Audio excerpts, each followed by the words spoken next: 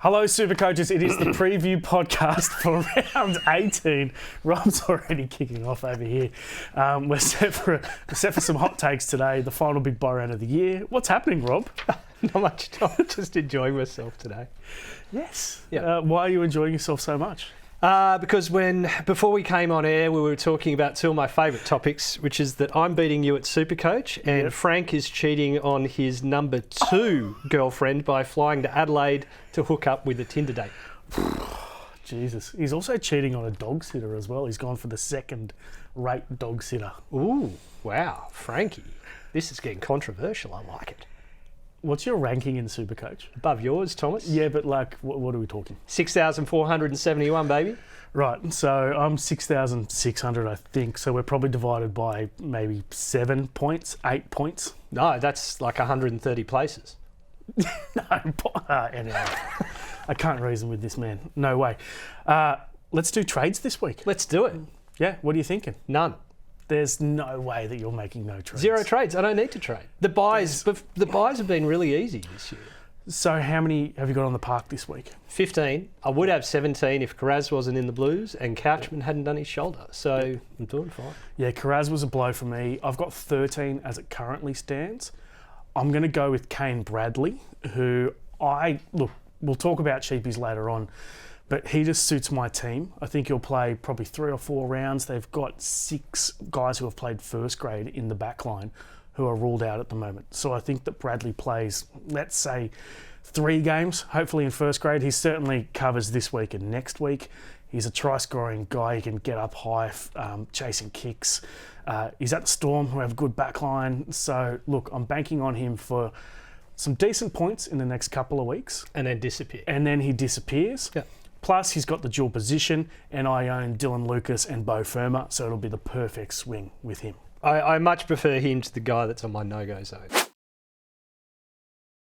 Yes, who's another centre wing cheapie. And it's not a knock on Jed Stuart. He's doing a job, right? But he's scored a try in each of his 2 games and he's averaging 45. So, and one of those tries came with a line break. Look, the second game there was more work. There were like 11 tackles and maybe 12 runs compared to the first game. I think he only got through about 7, but it's still not there to make it SuperCoach relevant late in the season. It's just a pass for me. I tend to agree, and I am impressed that in your no-go zone you didn't mention his father at all. I'm coming to a conclusion, Thomas, that while I personally dislike Ricky, which is a thing because I've never met him, so I don't know how I can personally dislike him, other people seem to find him a very decent human. And maybe I'm wrong, but I can't move past that, so I'm just going to not mention it. But thank you for bringing it up. Fair enough. Yeah, I tend to agree with Jed Stuart. I think with the bye next round is a big factor as well. Base stats probably aren't quite there. So it's Kane Bradley. He fits my team. That dual position just fits me really, really well. Or you could go enough. We'll get to them later in the show, but there's a couple of really popular ones floating around this week. Yeah. My no-go zone is from the same club, Kyo Weeks. I don't get this at all. He's the 6th most purchased player. Yes, he's got a handy dual. He's coming off a ton, and he's scored 3 tons for the year. Yep. So he can go pretty big. But he's also got 7 scores under 40. He's a yo-yo. He's a SuperCoach yo-yo. He'll make you a bit of cash, but then he also has that buy next week. Doesn't make sense. I almost feel like I've read that somewhere. Did you write exactly that? Pretty much. Well, there you go. I haven't read your story this week. Yeah, thank you, Tom. I hate it when we agree on stuff as well. Guilty pleasure. What's yours? I don't have any. I got no guilt. None. No. At all. Feel great. SuperCoach-wise? None in SuperCoach. I suppose I feel bad. If I'm going to come back to it, square the circle, I feel bad about bagging Ricky where he does appear to be a decent human being. But, when you just take against someone and you just can't change.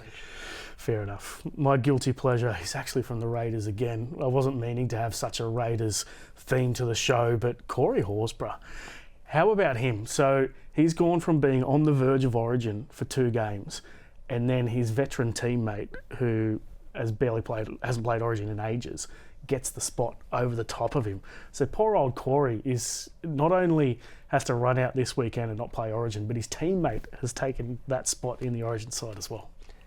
It's probably right, isn't it? I think it makes sense. Best but Queensland team, but they put together all series. Hall's been having such a good year, and then he can't. Yeah, He's been having a good year though. He's not that. He's not 25 minutes of impact. He drags it out over 60, whereas Papali will give him 25 of fury. You know? Look, it makes sense for Queensland, but I just feel sorry for Corey Horsburgh. But it's good for Supercoach. You're just happy because you held on to him. For this well, long. I've been meaning to sell. But look, he's been averaging 60. Even with the bye next week, I probably hold him for the rest of the season. He's a safety. Yeah, I can plug him in as sort of 19th, 20th bloke at a pinch. Home. Yep. Welcome to this week's Best Bets, powered by Better. What are you thinking?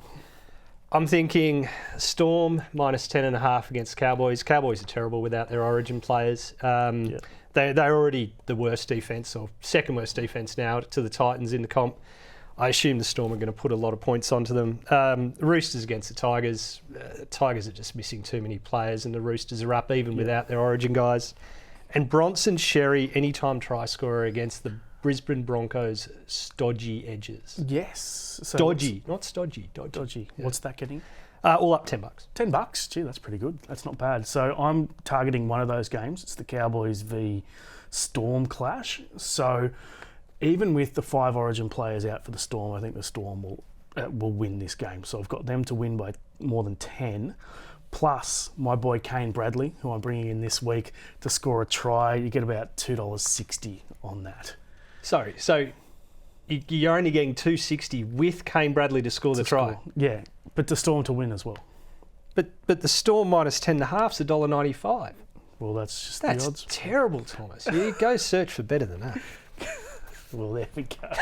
Kane Bradley will score a try. If I can add it in, Kane Bradley will score a try off a crossfield kick. If you could somehow get that into the multi-market, then I'd go for it. That's optimistic because Jerome Hughes doesn't do a lot of crossfield kicks. He tends to be going sort of shorter kicks. And then you've got Tyron Wishart who doesn't do crossfield kicks either. What are you really gambling with? For free and confidential support, call 1-800-858-858 or visit gamblinghelponline.org.au. Lots of questions coming through this week. One from Matt McInerney, who is our night editor in our national sport team here. Mad Supercoach fan.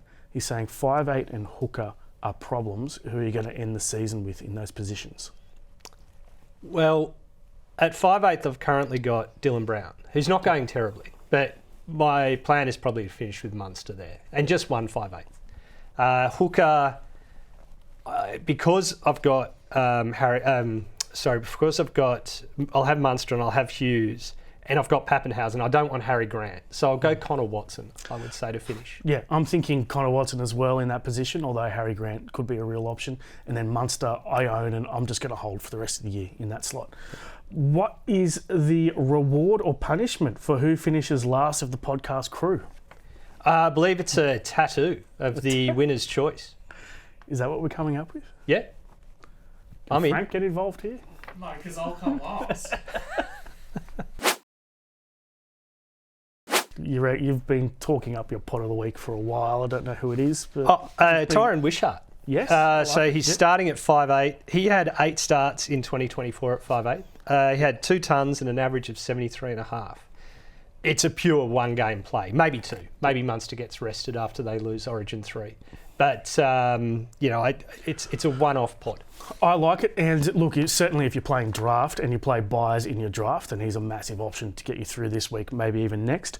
For me, it's from your boys, Celesi Fiketti. I reckon with all the guys out, so you got all the Origin guys out, Crichton, Collins, Watson, Lenu, plus Wong's injured, Radley's concussed, Nat Butcher is out, and Egan Butcher is on the extended bench, so I'm not sure if he'll play.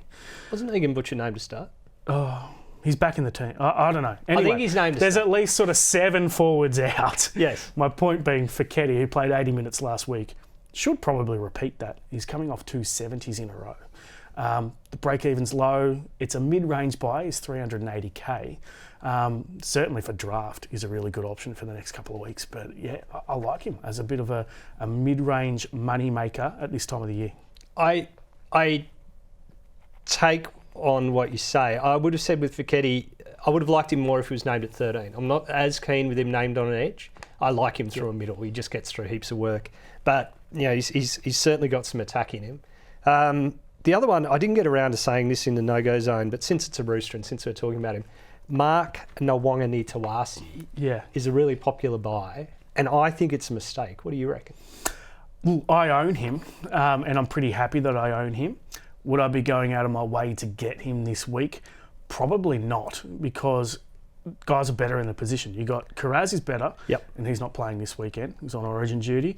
Dylan Lucas is better. He's on the bye. Herbie's better, and Garrick. So those are your four, right? Yeah, those are your Garrick top four.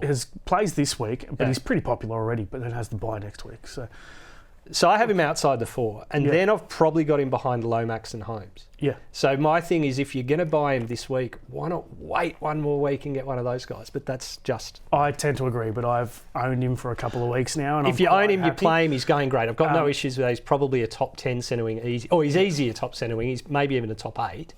I just don't know that he's a buy when I can get someone else next week who I think's better. Yeah, I tend to agree. The plus side is that he's almost certain to make money. Even if you bring him in for, let's say, 3 weeks, he will make money over that time and score well in that time too. Fair enough. Yeah, the next 2 games are great. Tigers and Dragons. Yeah, I mean, I agree. I don't think he's a top 5, even 6 CTW to end the season. Jed Stuart, we both agree that basically he just doesn't fit our side. I still think he is the cheapie of the week. I prefer your guy. I prefer Bradley from the Storm. Yeah. At this stage of the season, I either want a cheapie like Karapani, who has a more Supercoach friendly game and the potential to make that money fast. Stuart, if he keeps scoring 45, 50, he's not going to make money quick enough. It's near the end of the season. If it was beginning of the season, I'd love him. You can burn in. He might get a little better with his game. He might get 2 and score 80 points, and suddenly you're onto real cash. But it's too slow, too late. And with no try, you're looking at an AE nightmare heading home. Exactly. I know the AEs aren't as bad this year with the flex position, but still, you don't want too many AE nightmares floating around in your side. Plus, he's got to buy next week. So Kane Bradley, I've probably spoken about. But Karapani, would you get on him? He's not a cheapie anymore. He's in the $400,000, so he's a mid-ranger now. Is it too late to get on Karapani? Not if you're getting on Nawaqanitawase with the idea that you would trade him out in 3 weeks' time to a keeper. Why not spend $400K less, get Karapani, get more cash rise, and then trade him to the keeper? And then he becomes Lomax or Holmes or whoever it is in a couple of weeks. Yeah, not a bad call. Nuffs. Do you think it's too early? No, I nuffed. I did my first nuff 8 weeks ago. Right. Okay. Yeah. Because of the flex, I'm not against nuffs. We can normally you try to finish with maybe 23 players, right? That's the goal. 23 studs.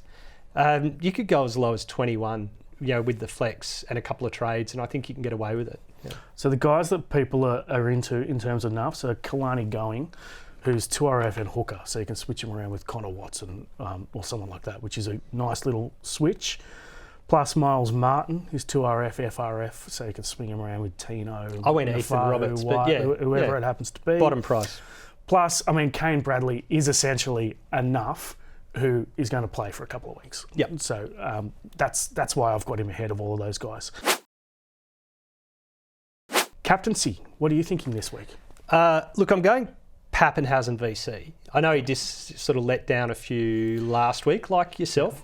Pleasure to bring it up. So you must have captained Drinkwater last week. Certainly did. I think he's due a try. I reckon he actually gets a couple. Yeah. His play hasn't been tremendous, but I just think the Cowboys, and that game should open up. I think having no Fa'alongo as well, in a weird way, I think Fa'alongo kind of steps on what Pappenhausen does. Yeah. And I think he'll just benefit from Anderson maybe more staying in his lane and leaving Paps to play through the middle. Yeah. And then just Teddy against a really weakened Tigers backline. Hard to miss. There's no rain. Sunday afternoon, Allianz. I hate to agree with you, but that's exactly what I've got locked in at the moment. And Supercoaches agree. So Pappenhausen 27% for the VC. I wouldn't go anywhere other than Teddy. He's already at 65%. And that's rising. This is at 10 a.m. on Wednesday. He's going to be at 80% by the time kickoff comes around. And I don't think you can't take him on. There's no reason to anti-pod him. It's the best matchup going around. It's at Allianz. There's no reason to take any risks with your C this week. It's the VC where you can take a punt. Yeah, I expect Teddy will be 90% of top 1% players. Yep. The other guys who are popular, I'll point out that Garrick is a popular VC. He plays in the last game of the round, so you can't VC him. Change that up quick. Same with Nawaqanitawase. Don't put him as C or C because he's the last game of the round. That's one other thing I would say. When you're looking at your VC and you're seeing your loophole this week, get one of your non-players who's on a bye, not say a Couchman who's injured from the Dragons. Get a non-player on a bye into your 13 and reserve other players. That way you can always use that guy as your loop right at the end of the round. Yep, definitely. Yeah, and you get genuinely basically 2 bites at the cherry this week. Correct. So a big week for the VC loophole. What are your thoughts on Terrell May recently? I've been using him as a VC every now and again, but it looks like all these minutes are starting to get to him. Like, it's been a long season for him, and to expect him to play 70, almost 80 minutes each week, just like, it's obviously the workload is taking its toll. It was always going to take a toll. The last team that it didn't take a toll on was Cronulla's premiership team, and we all know what was powering that. So, Terrell May was going to hit a wall eventually.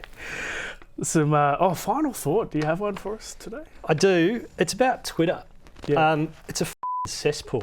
When I go onto Twitter and I criticise a referee, I'm not criticising your team.